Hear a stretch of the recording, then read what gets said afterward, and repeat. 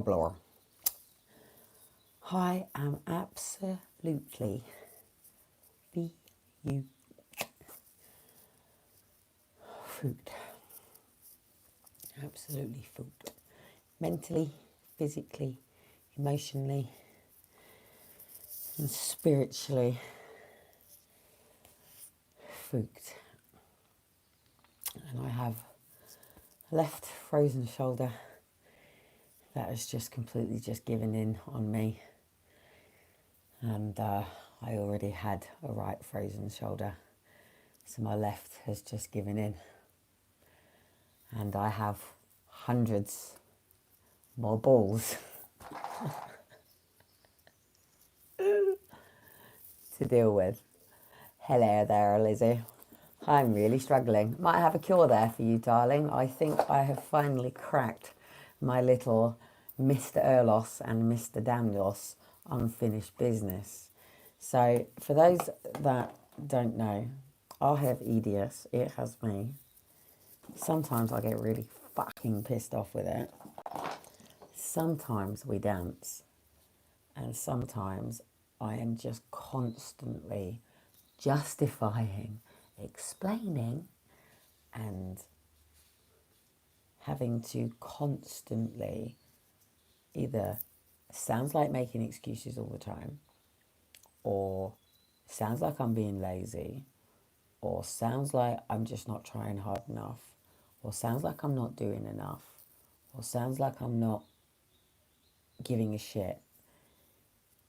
My boys' beds arrived at 9 o'clock last Wednesday, not the Wednesday just gone, the Wednesday before. And this has been a very, very, very, very slow thing for me because as a skeletal body,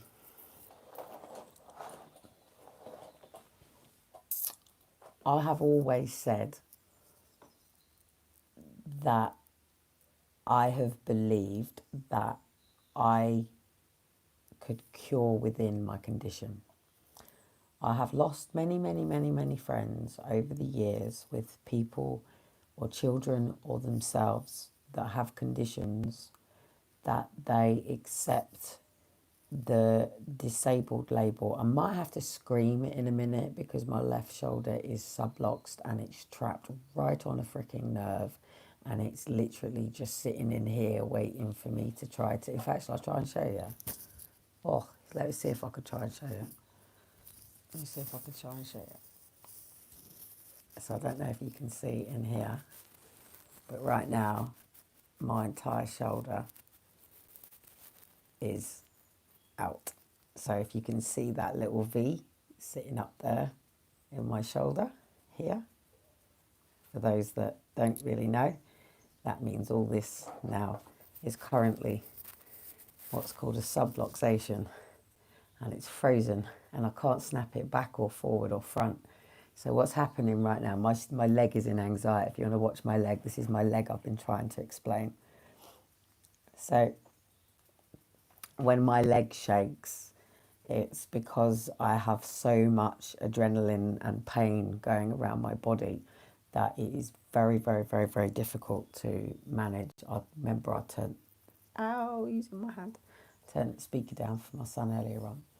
So anyway, I've got a wardrobe sitting over there and another wardrobe behind that and a sofa here, and I'm literally trying to change over two bedrooms. And I think it's really important because I've been arguing with, not arguing, educating forcefully Portsmouth Social Care for quite a while. Sorry guys, but my shoulder is about to make me want to scream. And oh my word, what a pain in the ass, because it doesn't, ow, at the end of the day, whether I can or can't do something, it has to be done. Like, it doesn't matter whether you're a mum or not. When you're a person alone, like, take Elijah tonight, right? He's been trying to build this little toy thing that he's putting together, and he's got a couple of little bits that he just needed to ask me to do in order for him to then carry on with the next bit. But what if I turned around to my son and said, no? Well, how does he learn? How does he grow? Because sometimes we're just not able to do certain things. Like those who know how my hands work, so you could probably even see to the level of degree of my hands already. So if I'm lifting a box or anything like that, so take the bedding boxes up, the boxes for the bed that I've got put up. There's only 1 out of 4 boxes that I can actually carry, and even that I have to hug it to do so. Oh shit! Hang on, let me shop hands. And the other 2 boxes, I don't know how the heck I would have to be like superhuman. The delivery guys obviously brought it in as 2 people, and there was one that did lift it, a couple of the boxes like up by himself, bless his cotton socks.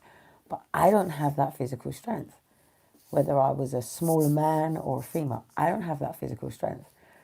And I've been watching some videos today on how to put these bloody beds up the most easiest constructive way before I end up breaking anything or snapping anything or not lining it up properly and getting the screws, the sort of thing. And there is a man doing this with the kids, having the kids slightly holding him. So he's not doing it on his own. He's still got his kid there with him, which I can do with my boys, but his was about 10 or 11.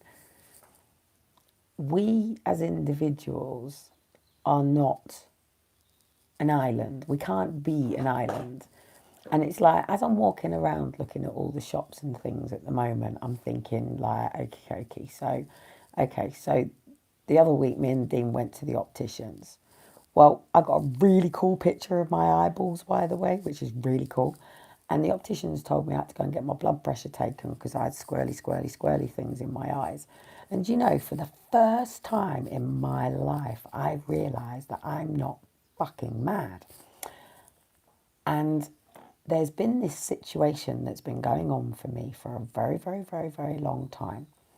And ever since I was a kid, I've seen little squirrely things in the air. Like whenever you're looking up at the sky or looking up at the thing, I've always seen these little squirrely things. However, these little squirrely things started me off on a whole journey into looking at what was around us and what was made, because I always thought, well, maybe it's dust particles, maybe it's this. And I used to sit there for ages and blink and blink and blink to try to get rid of them, and they wouldn't go away. And the more I blinked, the more there was more and more and more there. I've tried asking people, like, what these little things and the things, can you see this? Or I'll say to people, like, look up in the sky, can you see all these little, and they look like lots of these things all in a row, like 5 or 6 of these little things in a row. And when I was a kid, it used to bother me so much that I used to squash my hands into my eyes, and I used to play Space Invaders. So I used to go off into this parallel universe that exists way beyond our body, black, and then it used to go into things, and I used to go into pictures, and you can all do it. It's quite interesting, it's quite funny. But for years and years and years, I've just got on with it. I've just sort of laid there looking up at the sky and getting used to these little squiggly things in front of me. But it got me into quantum physics. Quantum physics is something that I have been interested in for a very, very long time. And when I chose my degree, I wasn't allowed to go down that route. I wasn't allowed to go down the sociology route, and I was eventually dumped into psychology. Obviously, as you know, my theories got completely freaking banished because I argued against the theory and philosophy against those that are abused go on to abuse. But anyway, I went to the opticians the other day and she said to me, do you have floaters in front of your eyes? I said, are they them wiggly things? She said, they look like worms. I said, yes. She went, it's just pieces of flesh of your eye that comes off and goes over your things. And obviously it's because of the EDS and the way that things go on. Other people have it for other reasons. But anyway, it's just that's what it is. So anyway, this was quite a big psychology thing for me to realise that, hang on a minute, I've just gone from a complete perception from something that I physically see on the outside of me that turns out that it's a projection from my eyeball itself that is covering my eye to what I can see to going out. And then having a look, if I put up the picture of my eyeballs, it would actually look like two silicone boobs, and it's actually quite funny. And it was quite fascinating watching from the back of my eyes on this thing. And I've always found things like this quite fascinating, like going for your scan when you have your baby, going to the hospital and seeing, you know, like I've had a lot of cardiology done, so I've had a lot of heart tracers and things like that done. So I like watch how it all works and things like that. Hey, you're half asleepy. I see you're back on crack, but you're out of jail, are you? I think we should all put claims in, being that we should all go and support Donald Trump and put our claims in against how many times we've been closed down and shut down. And if every single one of us as individuals puts cases in against YouTube, and lucky funny I said that at 111, wasn't it, on this message? So at the point that I started saying it, it was at 1111 on my thing. So yeah, as all individuals, I think we should all follow suit and we should all trump it out and we should all literally bang into the courts individual cases of every single one of us who has been fucked about, especially if, like me, that this is actually a public page. So officially, this is my business page, mate. So actually YouTube at the moment, because as you know, I've moved over from Crackbook, because Crackbook keeps, oh, seriously, for those that don't realise, I'm sitting here with, as I've showed you, complete subluxed shoulder because of all these fucking balls I've got to pick up. But I want to talk to you about something tonight. When I was doing the wake ups in Liverpool, you'll know that somebody went on one of the videos before me. I gave her space to do it. She wanted to talk about something and I felt, ow, sorry, that's my groin that's stuck. It's because I'm doing all this shit. So anyway, I gave this woman the opportunity to come up on stage and speak about where she stood in all of this stuff. And she was talking about the conspiracy theory of the depletion of vitamin B12. And she was basically saying that every baby that was coming into the world was being completely starved of vitamin B12. And the educations that we were being given was denying us the nutrients that we needed to make sure that we were healthy. Now, we already know I'll get battered by the pharmaceutical companies because I came out a long time ago about antidepressants and the dangers of antidepressants.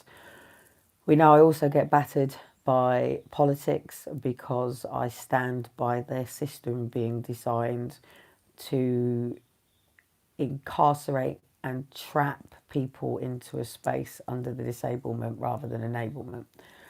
And our education system I have challenged since I was made Dudar Council when I was 14. Ow. So,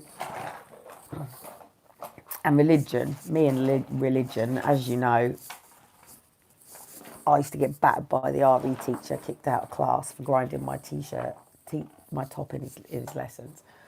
So anyway, the head of the social services meeting yesterday or day before asked me about me putting the children into the education system. About education, I said, look, education isn't the issue. I said, my issue is I chose to be a mother. I didn't choose to be a scientist. I didn't choose to be a psychologist. I didn't choose to be a counsellor. I didn't choose to be a chef. I didn't choose to be in the army. I didn't choose to be a police officer. I didn't choose to be a firefighter. I didn't choose to be a nurse. I didn't choose to be a teacher. I didn't choose to be a lecturer. I didn't choose to be a factory worker. I didn't choose to be a beautician or a hairdresser or a travel agent or construction or a solicitor or a barrister or a secretary or any of these things. I chose to be a mother. If they said to me, if you weren't a mother, what else would you want to be? I said I wanted to be a stunt woman. Everybody else in the class said they wanted to be barristers and solicitors, and I said I wanted to be a stunt woman. Apparently, being a mother wasn't a career. I had to choose an actual career.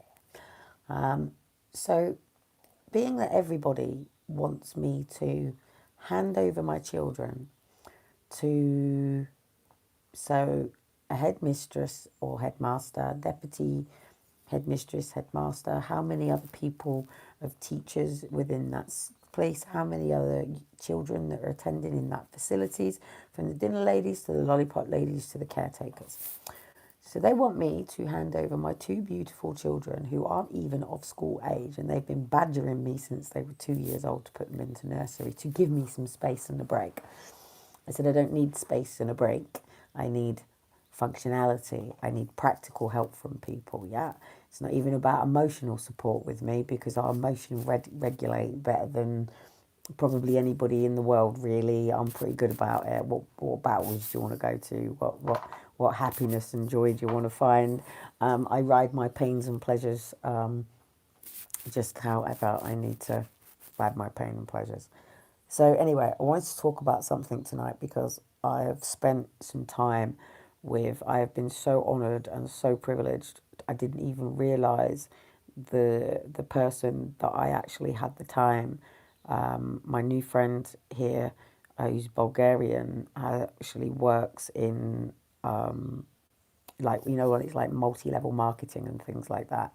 But she works with a product which is to do with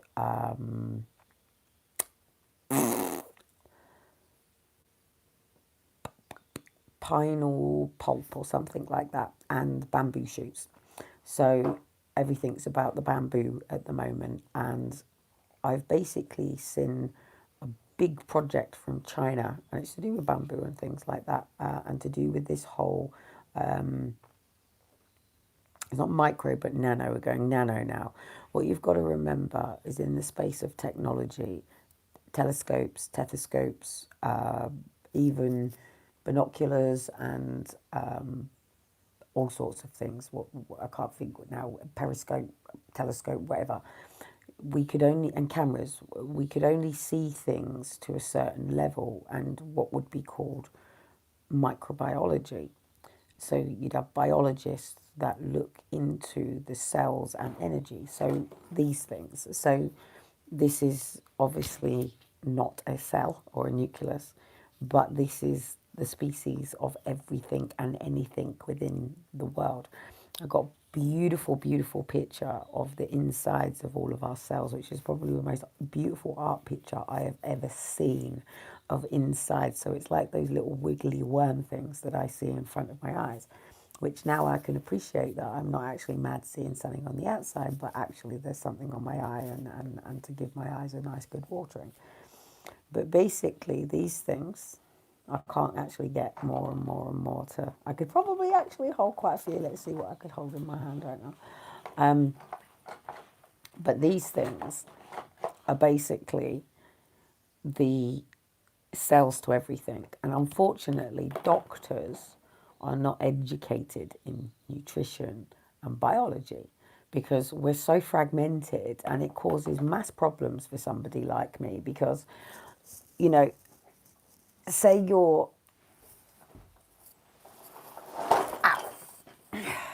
the joys of a sunblock shoulder. Say you're, fuck a dog. Say you're, like now for my shoulder.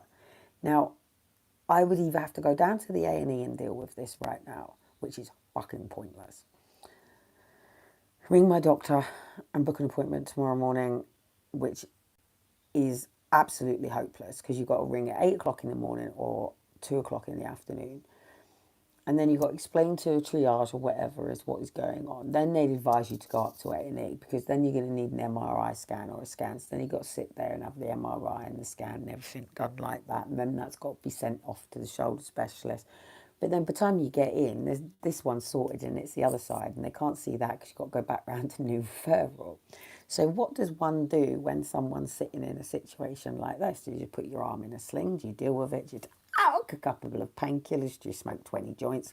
Do you freaking rub heat in it? Do you go and have a nice bath? Do you have, what do you do when you get to a point in your life where your body is showing that it is decaying and it is sick? We get one body, one body. You don't get two bodies, you get one body. You can have things amputated, you can have metal Mickey replacements of things, you can even have metal heart now, but or robotic heart, whatever they call but it's like our teeth.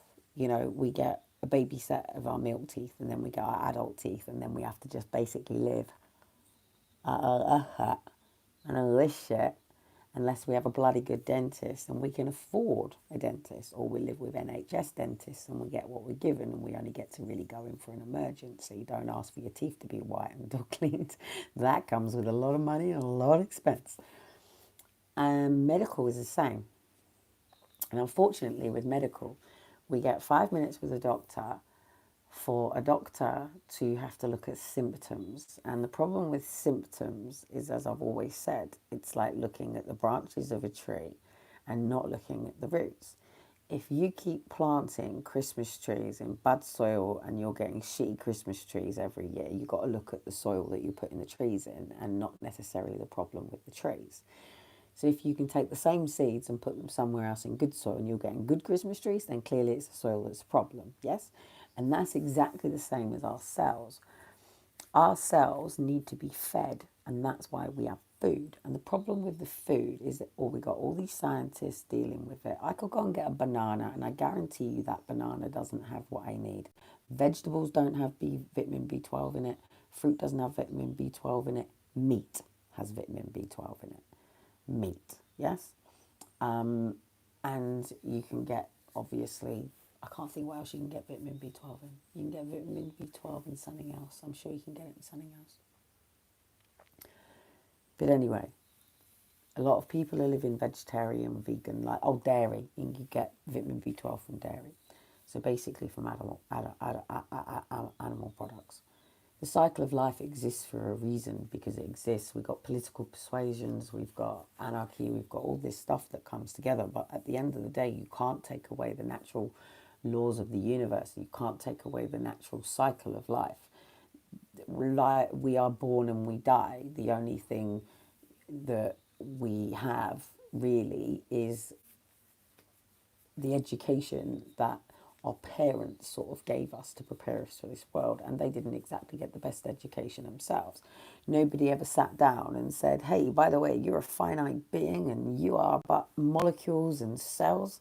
Then these are the exact same cells that are on the inside of your body to what everything on the outside and everything around you, including the sofa and even my boys' footballs.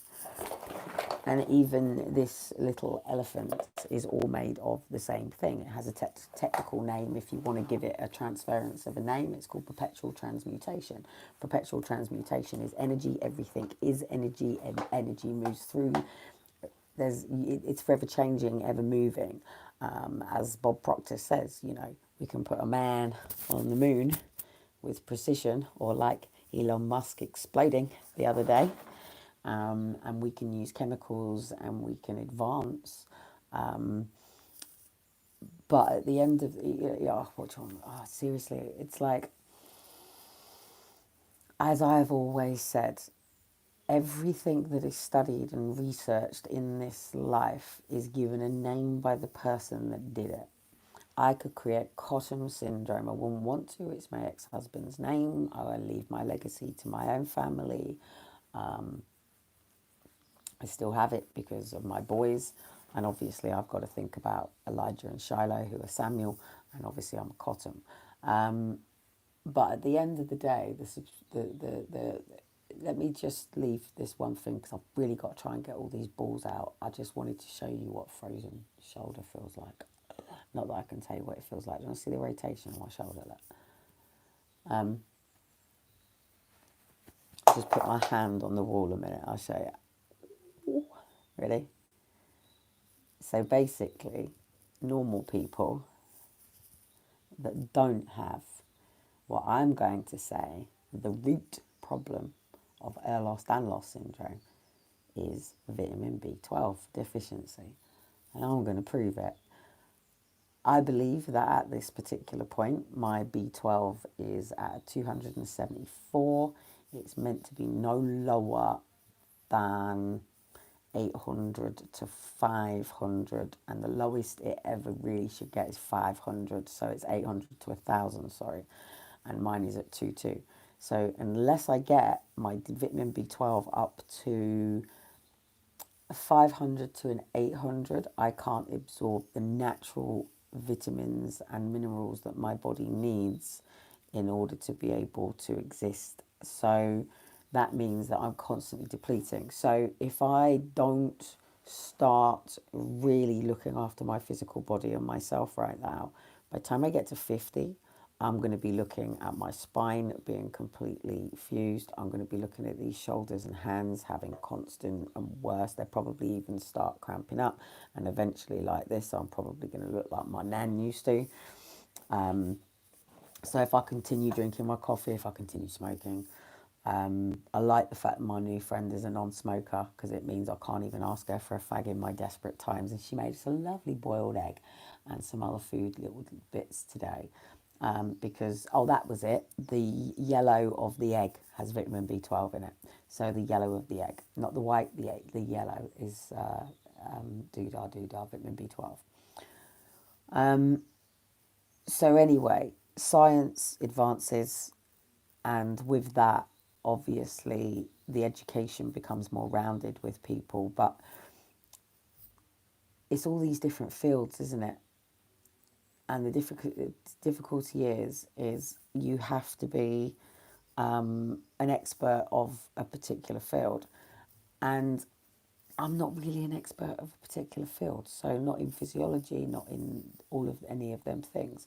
But I have to become an expert in my own health and my own finances and all of that sort of stuff. So anyway, I've really got to pick all these balls up. I'm thinking of going and getting the Hoover and seeing if the Hoover will pick all of these bloody balls up, because I have literally only managed to bag up one bag so far. So this would be called a nucleus. You're going to get a lot of science stuff off me lately, I'm afraid, because if people don't start understanding real true science, then people are going to go into a massive amount of fear over everything going on at the moment. And we